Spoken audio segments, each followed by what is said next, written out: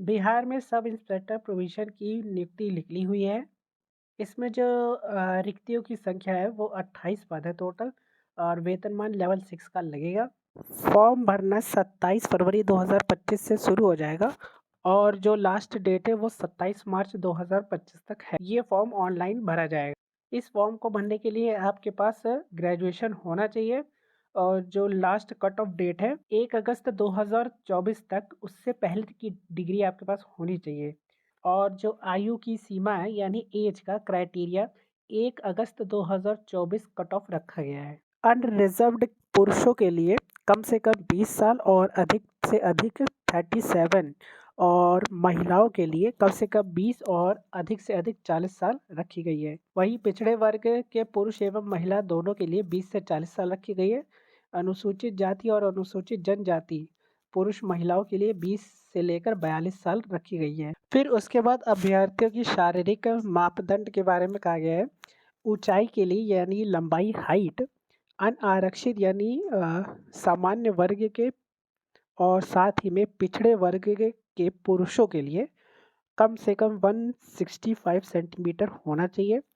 अत्यंत पिछड़े वर्ग के पुरुष के लिए 160 है और अत्यंत और अनुसूचित जाति अनुसूचित जनजाति के पुरुषों के लिए कम से कम 160 सेंटीमीटर होना चाहिए और सभी वर्ग यानी एससी, एसटी, जनरल, ओबीसी के लिए जो महिलाओं की लंबाई है वो 155 सेंटीमीटर रखी गई है।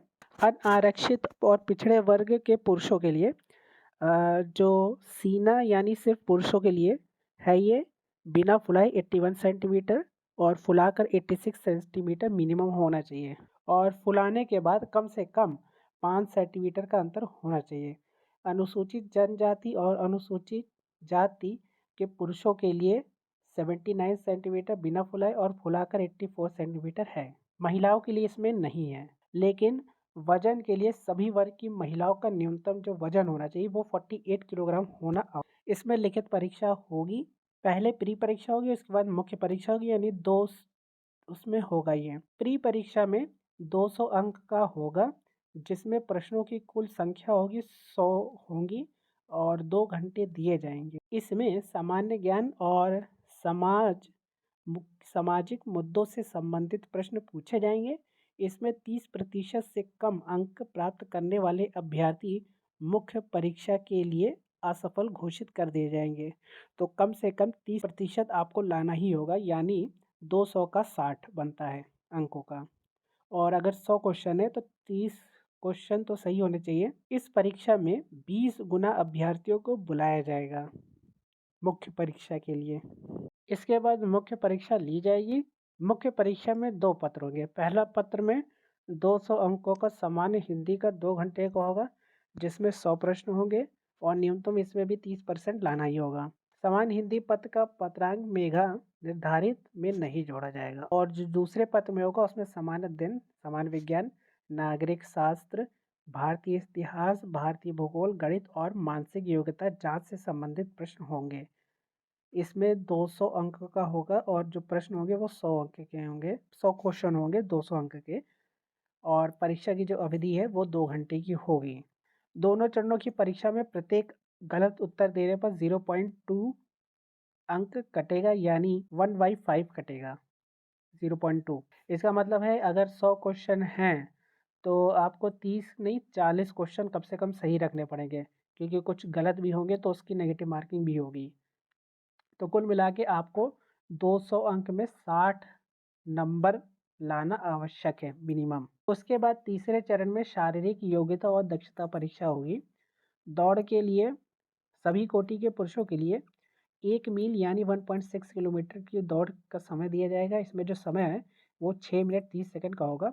अधिक समय लेने वाले अभ्यर्थियों को असफल घोषित कर दिया जाएगा और महिलाओं के लिए 1 किलोमीटर की दौड़ होगी, 6 मिनट दिया जाएगा। फिर ऊंची कूद में सभी कोटि के पुरुषों के लिए कम से कम 4 फीट होना चाहिए कूदने का। 4 फीट से कम कूदने वाले पुरुष अभ्यर्थियों को असफल घोषित किया जाएगा और महिलाओं के लिए 3 फीट रखा गया है। लंबी कूद में पुरुषों के लिए 12 फीट है और सभी कोटि की महिलाओं के लिए 9 फीट रखा गया है। गोला फेंकने के लिए सभी कोटि के पुरुषों के लिए 16 पाउंड का गोला न्यूनतम है और 16 फीट फेंकना होगा और महिलाओं के लिए 12 पाउंड रखा गया और 10 फीट तक फेंकना होगा। 10 फीट से कम फेंकने वाली महिलाओं को असफल घोषित किया जाएगा। इसके बाद पदों की संख्या यहाँ लिखी हुई है। अनरिजर्व में टोटल जो पद हैं वो 12 हैं और 4 महिलाओं के लिए आरक्षित किए गए हैं। अनुसूचित जाति में 4 टोटल पद हैं जिसमें से 1 महिला के लिए सुरक्षित रखा गया है। इसके बाद अनुसूचित जनजाति में कोई पद नहीं है। अत्यंत पिछड़ा वर्ग में 5 पद है जिसमें से 2 पद महिलाओं के लिए रखा गया है। पिछड़े वर्ग में 3 पद है, 1 पद महिलाओं के लिए रखा गया है और पिछड़े वर्ग की महिलाओं के लिए 1 पद है।